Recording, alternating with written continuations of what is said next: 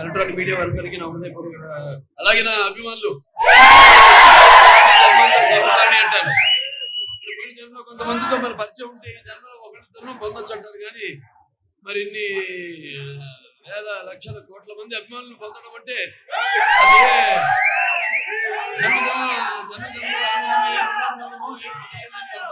అని నాకు అనిపిస్తూ ఉంటుంది.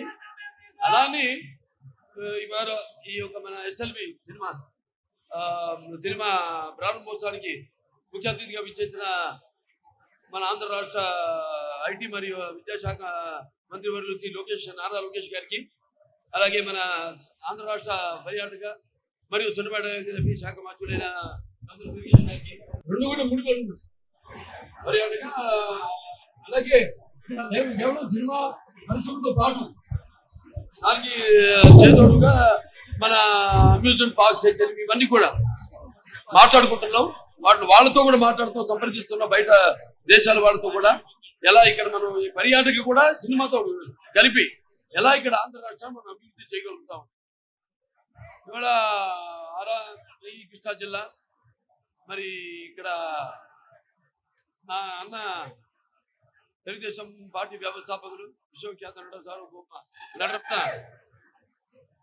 కళా ప్రపూర్ణ డాక్టర్ పద్మశ్రీ నందమూరి తారక రామారావు గారు, అయితే అక్కినే నాగేశ్వరరావు అయితే వాళ్ళందరూ పుట్టిన గడ్డ ఇక్కడ. అలాగే అక్కడ ఇంద్రకీలాద్రి కనకదుర్గమ్మ ఆశీస్సులతో ఇక్కడ వాళ్ళు పెరిగి ఇక్కడ చదువుకుని అక్కడ మళ్ళీ అప్పుడు చలనచిత్ర పరిశ్రమ మద్రాసు నగరంలో ఉండేది, చెన్నై నగరంలో. అక్కడ ఉండి అక్కడి నుంచి మళ్ళీ మన ఆంధ్ర రాష్ట్రంలో కూడా చలనచిత్ర పరిశ్రమ అవిభక్త ఆంధ్ర రాష్ట్రంలో అభివృద్ధి చేయాలన్న సంకల్పంతో ఆనాడు వాళ్ళతో మళ్ళీ హైదరాబాద్కి రావడం, అక్కడ స్టూడియోలు నిర్మించడం, అలాగే పరిశ్రమను అభివృద్ధి చేయడం జరిగింది.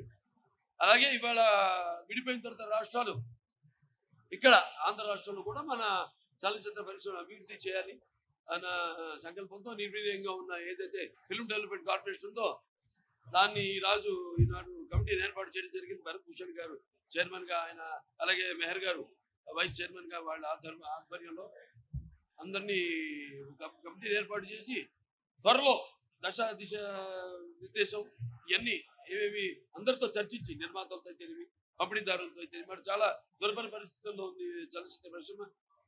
ఈ సింగిల్ స్క్రీన్ థియేటర్లన్నీ కూడా మూతపడి ఉన్నాయి ఇప్పుడు.